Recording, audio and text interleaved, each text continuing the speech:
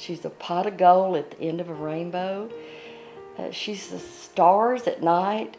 Every child is a blessing, but she's a miracle blessing. There was Monkey Man, Johnny. There was something wrong, but they didn't know in detail what it was. Every time we had an ultrasound, things seemed to change a little bit. We would find out, oh, it's maybe not her stomach, it's her intestines, or maybe it is her stomach, or her stomach looked a normal size, or it looked too large. And we went through that the rest of the pregnancy.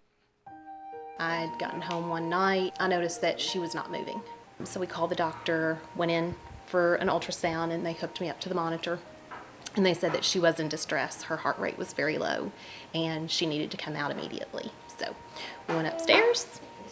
She was born 45 minutes later, did an immediate cry, and then was kind of whisked away. They had to figure out what the extent of her problems were. She was placed on a ventilator and transported to Kentucky Children's Hospital that evening.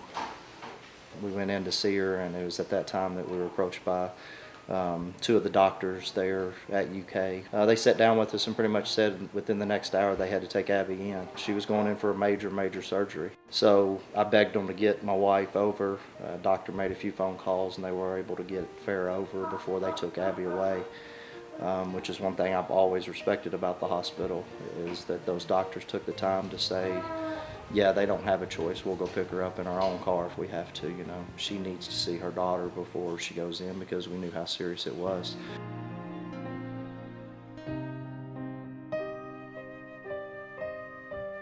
Right about a month mark, they finally set us down and said that they had discovered what Abby had, and it was charge association. Her esophagus was attached to her trachea.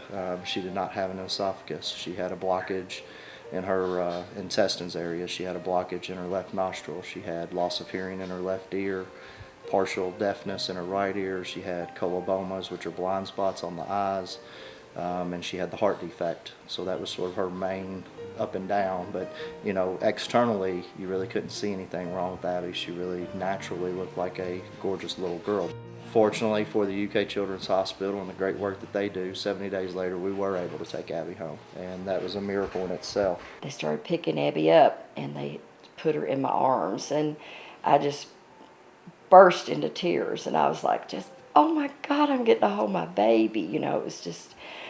It was undescribable. It was really undescribable, and I just held her close to me and kept telling her all those things I've been telling her when I hadn't been able to hold her.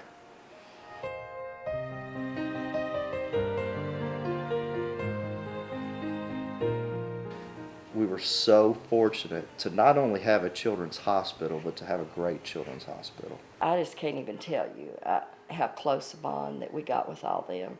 And we got so close, they would do, talking about the human side, Michael was always wanted Abby to be dressed with the right colors on, and just these little, and they would just do things like dress her in a pink hat and a blue shirt, just to antagonize Michael, to bring a smile to his face.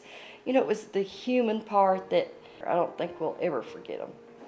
They're not nurses and doctors to us, a lot of them. A lot of them are just, they're true friends. It's our life.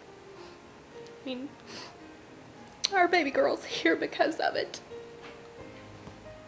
We were very fortunate that she was taken care of like she was their own. And that's one of the things that I remember when she was getting ready to go into surgery that Michael told me. He said, I stood up and he said, both the surgeons said, I'll take care of her like she was mine.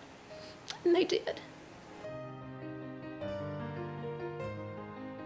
She wakes up every morning and she has this big smile, and she just, you pick her up out of bed and she's kicking and roaring and she's ready to go. She loves computers, so we'll go upstairs, get on the computer. We have a touch screen up there so she can maneuver herself through where she wants to go on the computer. She still has a long way to go, but she's come such a long way too. The only way I can describe her is I say she's the sunshine of my life. When you come that close to losing a child or a grandchild, and then to see her the way she is now and how she's come back, it's a blessing every day. And she's had some miraculous things that have happened to her, and she's here because of the Kentucky Children's Hospital.